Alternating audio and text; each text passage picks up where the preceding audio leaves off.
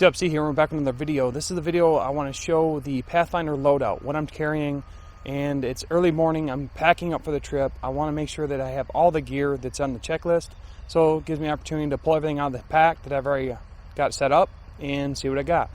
Now first, I am running the tactical 72-hour LA police gear backpack, and it's Molly setup, and I have the tactical front packs as well. And one thing I really like about these tactical front packs is it has additional support and displays the weight as well up front, so it's not all in the back, but they also have quick release, so if I need to take them off real quick, I can snap them off, use them, and then put them back, or just access the pouch right up front. So really cool setup. And then this is kind of like the back. This is extremely overkill, I understand, but overkill is fun sometimes. You can tell you got to carry it for a long trip. I'm going to try and get back down to like a haversack for the next class, you know, considering if I pass this one, but really excited for the trip, and let's see what we got in the pack. And I took the list right off the website, and it's basically based on the 10 C's of survivability. So a 10C category of tools in survival, and you basically teach you to survive better with less. So we'll start off with the number one is the cutting tool, and one of the knives I actually suggest is the Mora knife bushcraft, and that's what I got. Really enjoy this knife. I've taken it out in the field quite a few times, just testing it, camping with it, starting fires with it. It has a 90-degree spine, which is very important to one of the requirements. So you can use that for the ferro rod on the very edge. And then it actually has a ferro rod built into it, which is nice. And I have the sail needle. I'll show you that later, but that's actually one of the requirements taped to the actual case.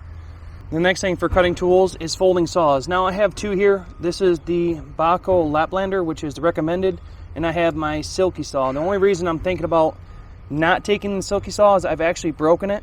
I've probably changed this blade twice so far because it is a little bit more flimsy, but it cuts super good.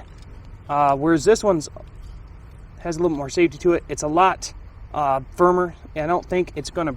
I think it'll bend before it breaks, which might be repairable, versus if you break this, you're out of saw. Okay, number two is combustion devices. It's a fire kit components, and it requests 2 Bic lighters. So I have one, which I outfitted with some 1-inch duct tape and the tarred bank line like suggested. And some of the videos, you can watch a lot of the videos from their trainers, and it's a really nice setup to have this. It's just a regular Bic lighter, and then this was a Bic lighter in an Exotac, like a waterproof case. And then I have they call for a 1/2-inch by 6-inch Baricium rod, and you got to make sure it's the right size. They say do not bring a small one.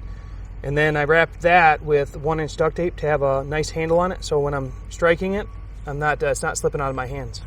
Number 3 is cover. It's emergency shelter, and I got this. It's a 5x7, basically a survival blanket. It's like a tarp with a reflective in. I've actually used this on my cold weather hammock trip, and it worked great because I was able to reflect the heat from the fire right to me to keep me warm.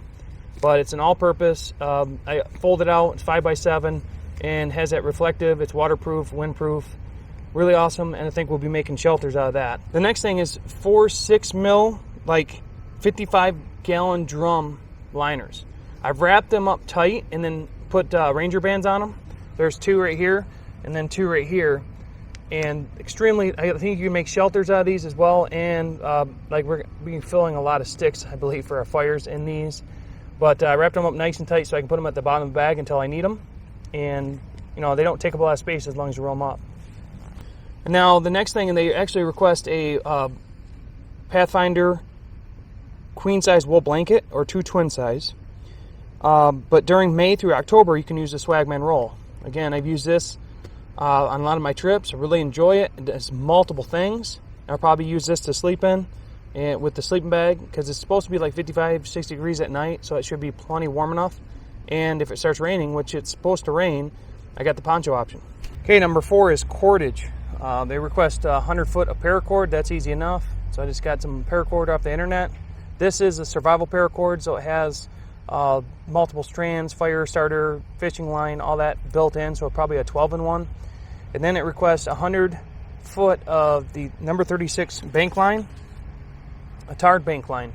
So I got that, again, right off the internet. I've used both these out on adventures. Really like this for building shelters. I can see why Corporal Kelly uses that. When he builds his shelters, it really bites into the wood good and creates a good,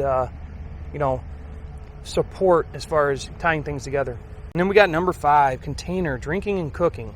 I just got the Pathfinder cook set. I've used this again. Boiling water, it comes with a bottle that nests inside the cup. It's got the stove, it's got the top, and then the grips to remove from the fire. So, that should be good enough. Now, the website called for 2 of these, I thought. So we did get 2, but I only have 1 out here because this list calls for 1, but I'll have 2 just in case. Number 6, we got compass. And this compass has got to have some specific requirements. It has to have the bezel, ring, sighting mirror, magnifying lens, and non-lens static. And then they also recommend a brand, but this one has all the requirements, has everything I need. And there's the Ranger beads, which is also a requirement. I actually put these on the front, my tactical front pack, so I have access to them and can, use them as needed when I'm trained how to use them.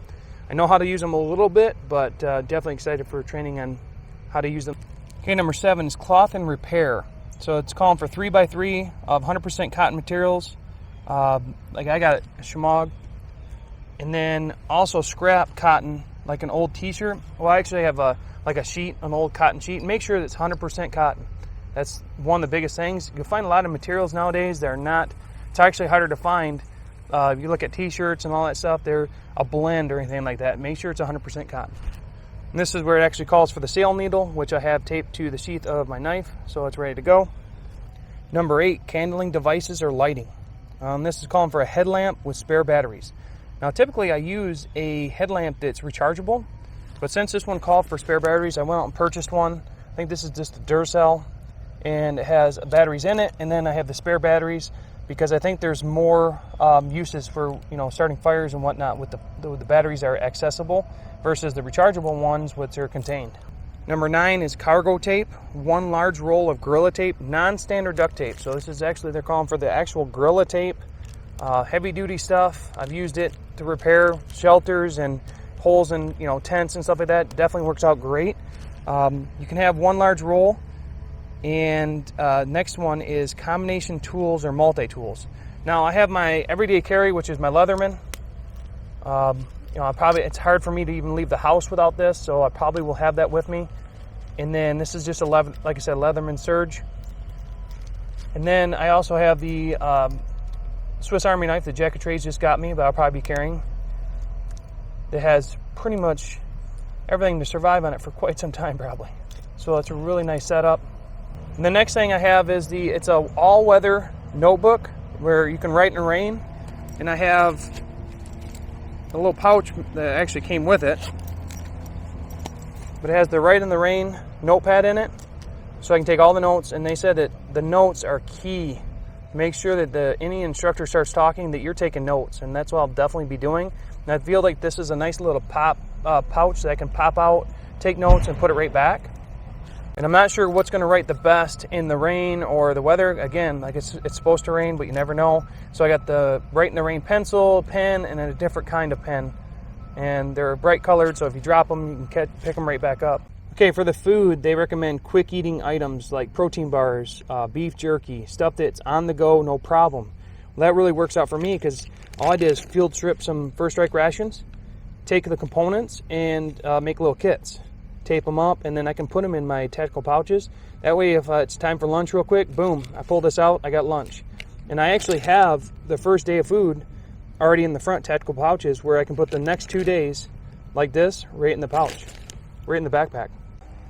Well, that is my basic loadout for basic survival course in the Pathfinder school. I'm not sure if all these items are the right ones. I'm using a lot of the recommended items. And I know, like I said, I believe I'm overpacking, but I'd rather be prepared this course and then pack down on the next course. I'm really hoping to pass it, and I'll be heading there really quick. I will be doing a follow-up video on how these items performed in the course and what items I didn't need to bring, so watch out for that. But that's all I got now, so thanks for watching. Have a great day.